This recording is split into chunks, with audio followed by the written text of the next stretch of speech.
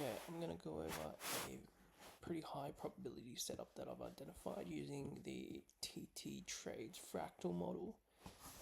So this actually starts off from the week. We have to wait until we get a very good position, very strong bias to be able to make a good trade. Patience is key in this case. So we see a weekly fair value gap formed over here. We dipped into it last week, and currently we're in this week over here. Just get rid of that. Where we respected the fair value gap, we closed over it with a bullish C2 over here. So we're anticipating previous week high. Right. On the daily, we have waited until a C2 formed, noting that this is not bearish.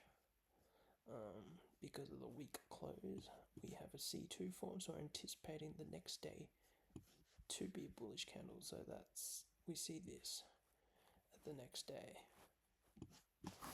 Now we validate that bias by going into the 4 hour to see that the C2 candle that formed on the previous day. So we don't see that candle. We don't actually see any of this. It formed a C2 on the 4 hour, which also means on the 1 hour we formed a C2 as well. So that was a previous day that made the C2 candle. Now we're on the C3 day. So up until London, I think we only see up to there. We wait for a point of interest to form, right? And the point of interest in this case is a fair value gap. We have to wait for the point of interest to form.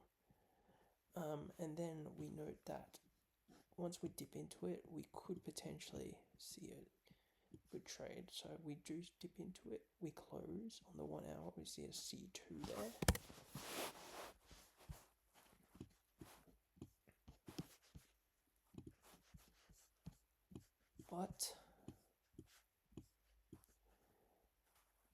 So this is where we close back into the 1 hour.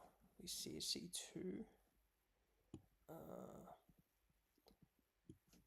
Do we see a CISD? Possibly. It's kind of really weak, but we can't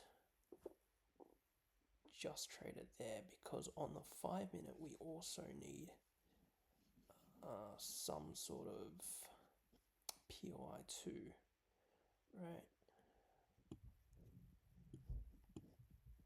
So we keep going for the next hour. So we fast forward another hour. We see, oh, look at this, another C2.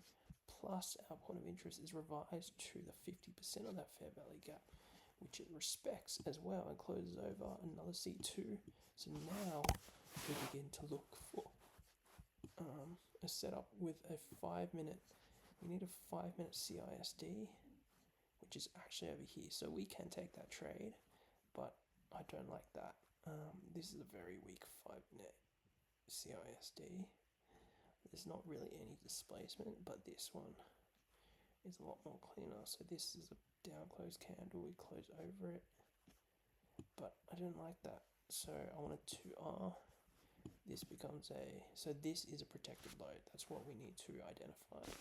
Previously we thought this was a protected low because that formed a C2 inside the fair value gap, but turns out that got ran out because of a really terrible 5 minute CISD. So we go back, get a way better CISD, and we put a limit order in there for 2R, aiming for previous day high, because remember we're trading, we have a strong bullish bias, and we're trading the C3. So I expect this to be hit as well. So let's see if that happens. But before I do that, let's go and see. Oh look, there's not actually any AMD. Alright. We don't have a strong down move and a strong up move. Whereas here we sort of do. So this, we identify this as a protected low. Now, is there a protected low over here? Or what do we see? We need, remember, we need C2. So fractalizing it, we need to confirm that we enter a point of interest and we form a C2. So point of interest in this case is the consolidation lows, equal lows there, where we reach down. Don't really form a C2, so it's hard to take that as a reversal, but we do have a CISD, so we could be able to get away with that one, but it's low probability. But anyways, let's see if that makes it up there. Yes, it does. So I use fib for that as well, but we essentially could have made a 6R trade right there using this. Remember, patience is key.